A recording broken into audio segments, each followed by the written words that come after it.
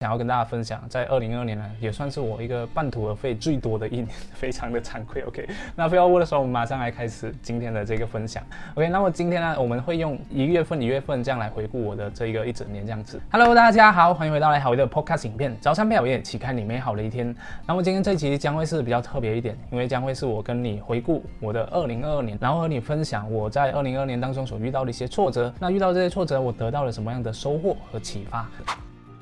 那首先第1个月份呢，我就看了回去我的这个相册，然后那时候刚好是这个疫情解封，所以呢，我就和我的团队呢就一起去到这个兰卡威去做我们第一次的这个公司旅游。OK， 那我那时候应该是成立团队2年了，所以因为遇到疫情的影响，所以大家都不能出门嘛，所以呢，第2年的时候就赶快去旅行，所以那时候呢，我们1月份就选择了在普罗交易马来西亚的兰卡威 ，OK， 然后我们去了5天4夜的这个旅行，然后我们也体验了这个5星级，就是1晚差不多1000马币的这个海景度假村。你要去某个地方，比如说去到这个大厅啊，去到这个吃饭的地方呢，我们都需要有一个那个司机来载我们的，就是那个包机卡 ，OK。然后呢，我们也就是在吃饭的时候一边欣赏日落，一边吃饭，一边欣赏那个海景，我觉得是真的非常棒的一个体验 ，OK。然后虽然荷包在尖叫，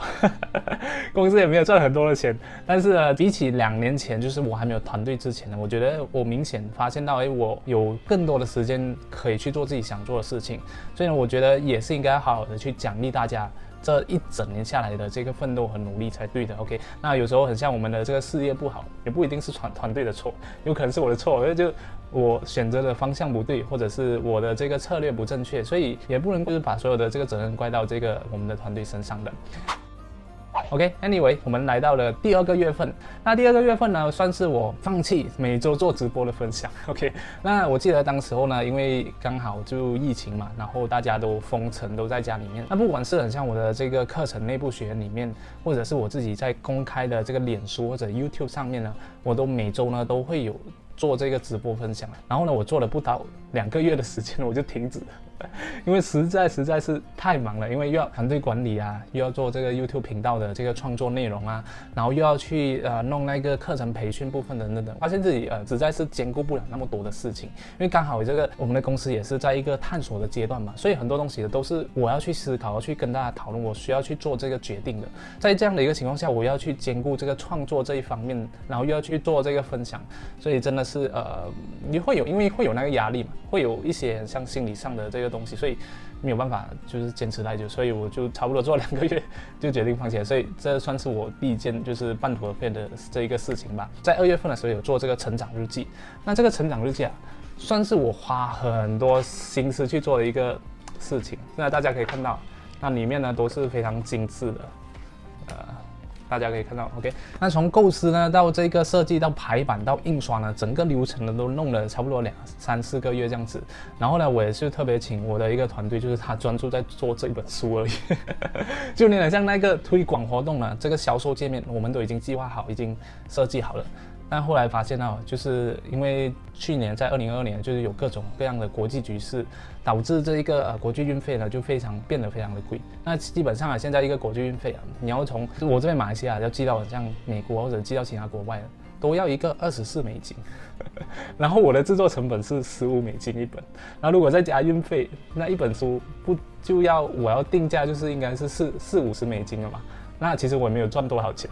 然后呢，大家看这个价钱也会觉得这是非常贵的这个价钱，所以又要我的这个观众去承担这个费用，然后也没有什么获利空间，所以最终呢，我就应该印了差不多有1000本吧 ，OK， 然后我就没有卖，因为我觉得就用来送吧，反正也没有什么获利空间，所以我之前就有办了一些活动，就是帮我做一些小任务，然后你就可以得到这本书的这个反馈。当然那时候只限于马来西亚，因为运费非常贵嘛，国际运费，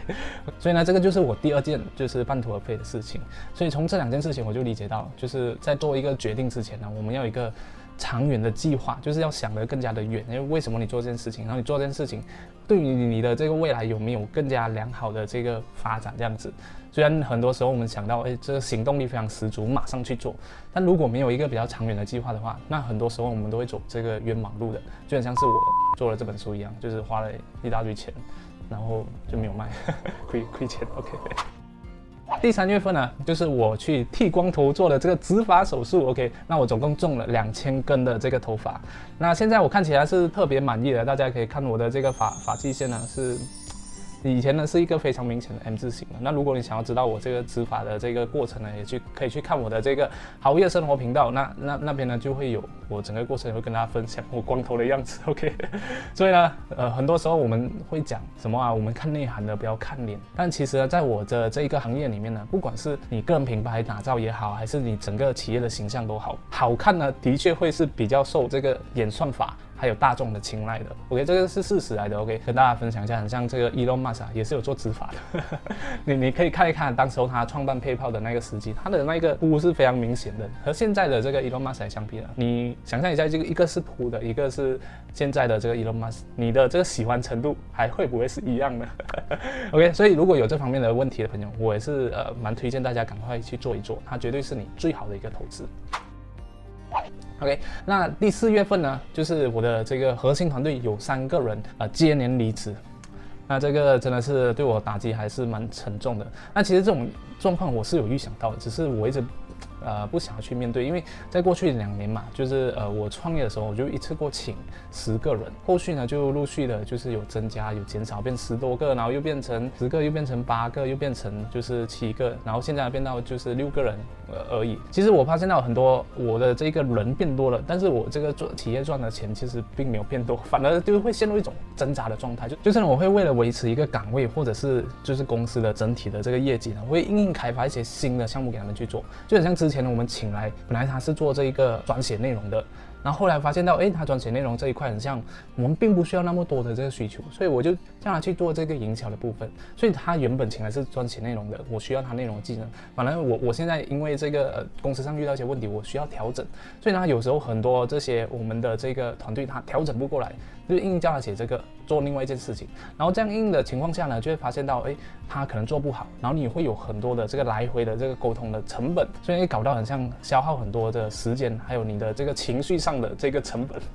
就是你会很像情绪不好，然后对方也是感受到你情绪不好，就是会有一种挣扎，所以呢，很像我这几个团队他们离职，其实对我来说算是一种释怀。当然我也是必须承认我的这个可能是我的领导能力不足，就没有办法就是领导他们更好的这个成长。那如果他们那时候没有离开的话，我也是会选择裁员的，只是时间上的一个问题而已。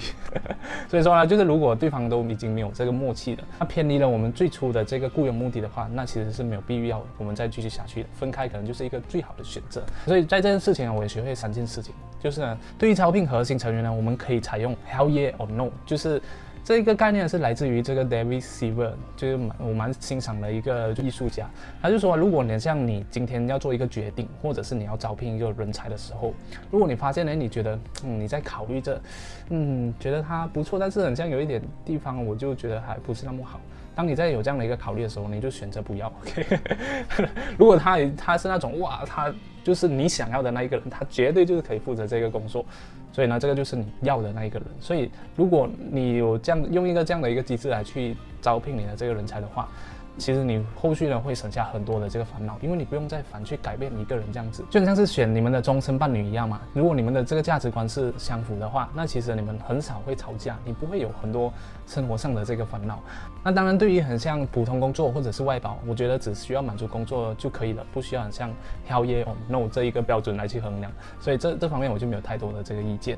OK， 然后第2件学到的是，就是很像员工的数量和公司的这个盈利是完全没有关系的。就很像是我现在这个组织变小，那其实营收呢没有受到很多的这个影响，而且呢，现在我觉得很像是 AI 的这个时代来临了，未来有很多的软件呢都会取代掉很多传统的这个工作，所以呢，我们不应该再用这个传统的思维去创业，就是想请更多的人，这样你的企业就变得更大，你就可以赚更多的钱，就可以上市，其实是没有这一回事的。我们更应该去思考怎样去善用科技的力量，怎样呢去寻找那些会善用科技的人，让你的公司呢可以得到这个营收的最大化，然后呢用这种小而美的这个团队呢去长期经营下去你的这个事业。像现在很多这个什么 ChatGPT 啊，它其实都可以代替一个写文案的人写文案，而且写得非常的好。OK， 然后你要让它翻译，它也可以帮你翻译。然后现在我已经就是在学着怎样去用 AI 来复制我的这个声音，然后让我可以做更加有效率的去做我的这个动画出来。那这个还是在in the process，OK，anyway，然后第3个我学会的一个事情就是，如果方向不对，没有市场的话，你再怎么管理团队都是没有用的。所以我们创业者更应该把焦点放在产品和市场上面，而不是管理人才上面。那如果你的这个企业呢是有在增长、有在赚钱的话，你绝对不会有这个人才流失或者是团队管理的这个问题，因为你的这个员工就知道，在这方面你公司赚很多钱，我只是需要跟老板要求更多，我只要需要更加积极，我一定可以上位的嘛。所以你不会有这种很像人才有问题啊，不积极啊，因为他看不到希望，他就不积极。OK，anyway，那总结来说呢，就是员工离开呢是老板的责任。因为呢，你在招聘的时候呢没有选好，或者是呢你在做你的这个市场的时候没有做好，这是我学到的这个经验。所以呢，就是呢请人的时候呢绝不妥协，金额少，然后如果项目不行的话，就可以解散相关的这个人群了，不要硬硬的想要去做一些很像这个工作上的一些调整。然后第5个月份呢，就是暂停了所有的这个币圈的这个推广。那其实我在5月份的时候有参加一个这个 Max Report 举办的币圈线下大会 ，OK， 那也是蛮开心的，可以跟大家分享我对于这个加密货币的一些观点。但是呢，今年呢这个币圈呢其实发生有很多大小事件，还好呢我推的这有2个厂商呢都是没有事情，不然就会被挂上被割韭菜的这个罪名。因为我很少接这个业配啦，就是在选择厂商的时候呢，我都会思考一下，因为我们是不是会建立长久的这个合作的关系，如果不能的话，那基本上我就没有去回复他，或者是就直接拒绝了。那原本呢，我是有跟我的一个朋友一起创建一个加密货币的这个自媒体，然后我们也请了几个团队，结果开始不到几个月就凉了。主要就是我们2个合伙人啊，就2个老板，我们都有自己的事业要处理。然后呢，都是 part time 加 part time， 所以呢，这一个项目呢肯定是 GG 的，所以这个就是我第3件半途而废的这个事情。那其实现在我的主频道也是暂停这个加密货币的内容，因为这个加密货币它的水很深，它的变化很快，然后它有很多那种复杂的那些术语，就是对我这种很像比较保守型追求长期价值投资的人呢，我觉得我还是 stick 在这个股市价值投资就好了。在6月份的时候，带我家人去金马伦就住了几天，全家人就8个人。我哥哥刚生了这个孩子我每年都会带我的家人去旅行玩一玩，所以这次选择金马伦因为很久没有去了，你久久去一次这个金马伦，应该会10年只会去一次，因为它的上山的路呢是死鬼远，然后呢弯路又特别的多的。不过到了山上的风景啊，你就会很享受，你会不想要回家，因为太舒适了，然后它的那个风景也很漂亮。那时候呢，我们去的时候刚好落在就是星期5、星期6、星期日3天嘛，然后呢每一间餐厅它都爆满，所以呢我们基本上3天里面呢只有1餐是吃这个2餐啊，吃这个餐厅的这个食物的，其他呢都是我们去的外面找餐厅，然后大家都是在排队，然后那个老板也不管我们，因为太多人了。所以呢，我们就会吃回去自己带来的火锅，还有这个 BBQ 的这个材料。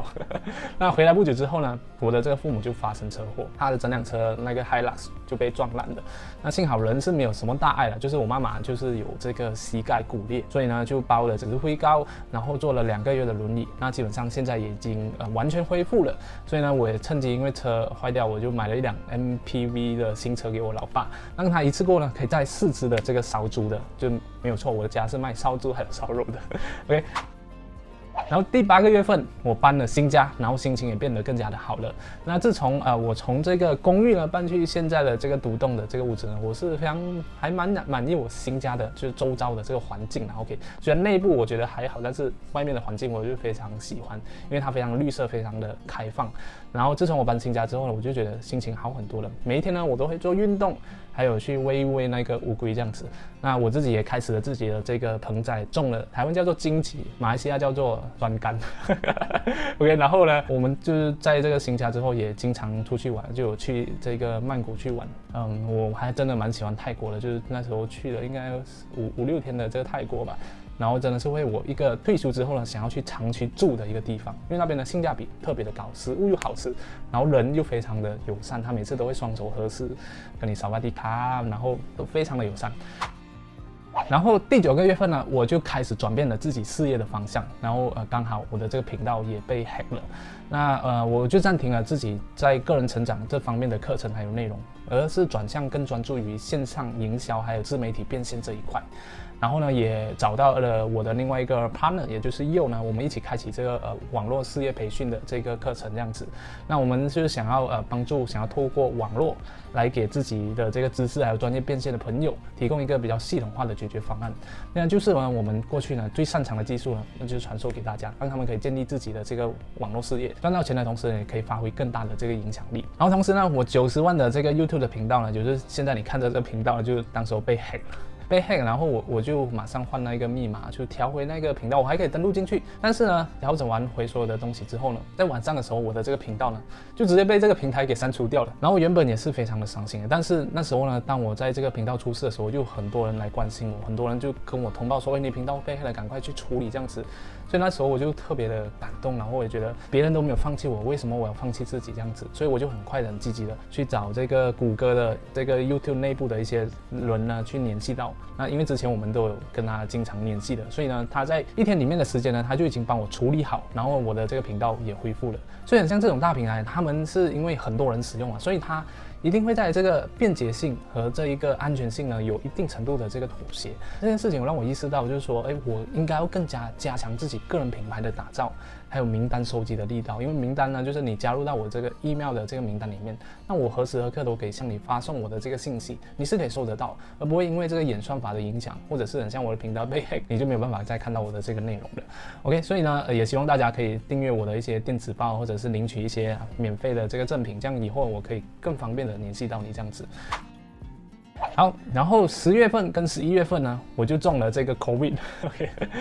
真的是非常的衰 ，OK。然后10月份呢，我就因为去了一个聚会，然后就中了这病毒，感觉上好像终于有朋友了，但在1个星期之后呢，我的这个病毒就恢复了，然后我就有参加了这个 Viber Challenge， 然后也去了这个 Alan Walker 的蹦迪的这个演唱会，我才发现这种类型的演唱会实在是好玩多了，因为呢，台下的你呢才是那个主角，台上的那个 DJ 呢，他是来带动你那个氛围的，所以你在一整个晚上呢，我就跳一跳，就发现到自己的手表呢就已经2万多步了，跳到累了。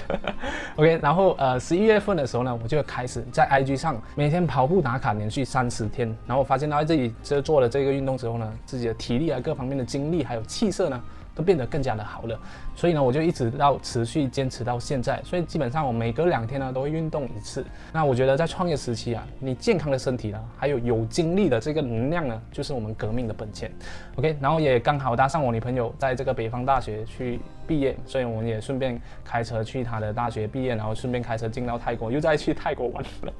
OK， 但是我进到泰国就发现到，因为我开车进去，我就发现到泰国人他们开车都非常的乱来，就想停在马路中间。然后来到最后1个月，就是12个月，然后我去跑了马拉松，然后我的新事业这个也开始了。那我去跑了这个濒危大桥的马拉松，然后呢，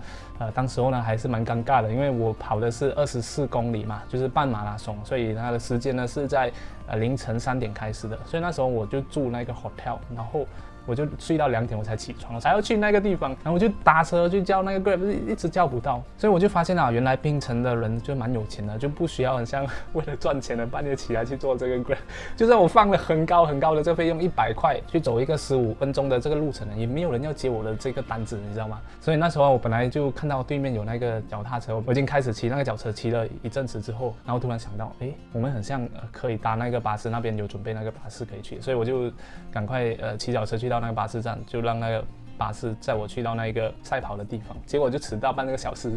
然后就人家就已经跑完了，然后我才刚开始。不过还好，就是我在这个限定的时间里面就跟大家一起完成啦。Anyway， 然后同时呢，我们也开始跟我的这个伙伴这个新事业开始嘛，我们就开始培训了第一批学员，所以也有不到1个月的时间呢，大家也陆续的得到非常好的这个成绩。那在新的1年呢，我们也是准备开始要系统化的，就是 scale up 我们的这个事业。那虽然呢，过去几年我觉得自己的这个就是事业上呢，并不是做得很好，就是高档起伏，但是呢就卡在中间这样子。但是呢，我对于创业的那一股火呢，我觉得还是非常的热烈的。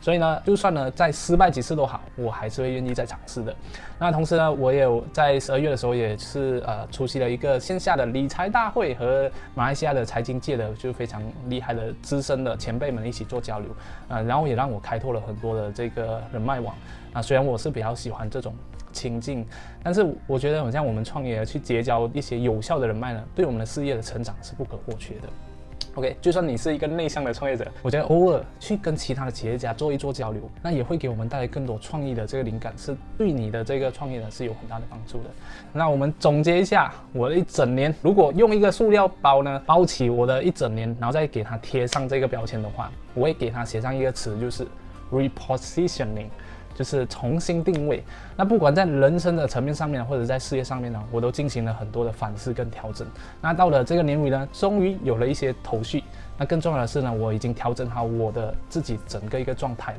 那么在新的一年呢，我给自己设下了一个主题，叫做 automation。就是呢，我想要把我自己的事业呢达到自动化，至少呢，我在一个星期里面呢，我可以有3到4天的这个时间呢，是完全不用理会公司的事务的。所以呢，接下来的我做的每一个决定，我的每一个行动上面呢，我都会以这一个 automation 为出发点，想一想我做这个决定能不能长期对我的这个 automation 的这一个理想是有推动、有帮助的。所以以上就是今天我给大家总结了去年的一整年，那希望也可以对你有一些启发。这样子，趁这几天可能有一些假期还是什么的，那我也希望你可以观看我关于这个目标设定的影片，来好好的回顾一下自己的一整年，然后呢，给自己新的一年呢设定一个真正属于你的这个目标。也就是说呢，透过反思呢，我们才可以把自己的生活呢看得清清楚楚，唯有清晰了，我们才可以给自己新的一年呢绘制出清晰可行的这一个路线图。那也祝福你有一个非凡、精彩无比的2023年。谢谢大家，我是郝烨，别忘了帮我订阅、点赞，还有分享，启发更多的人。拜拜。